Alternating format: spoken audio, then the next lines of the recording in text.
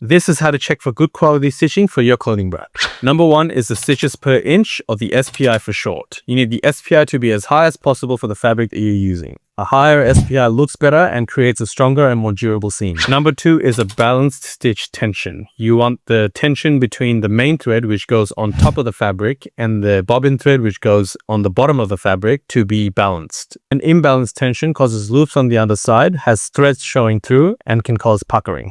Number 3 is uniform stitch length. Every stitch should be the same length. Poor quality stitching will have long and short stitches mixed in together, and it's caused by irregular feeding into the sewing machine, and it causes an irregular appearance. Number 4 is the seam strength. So the seam should be able to withstand a reasonable amount of stretching without the stitches breaking or ripping apart. Number 5 is the seam allowance. So the seam allowance should be consistent and within the tolerance limits set on your tech pack. Number 6 is the seam alignment. So you want to look for straight seams, you want to look for matching seam intersections, even top stitch spacing, accurate panel alignment. You want to see things like if the side seams line up, if the shoulder seams are matching, if the collar is centered and the waistband is aligned. Number 7 is skipped stitches. You should not have skipped stitches anywhere. It weakens the seam and it makes it look defective. And finally, you want to look at the overall sewing finish. So that includes any uncut threads, any loose threads, any oil stains or needle damage, any seam twisting or seam puckering, and things like that.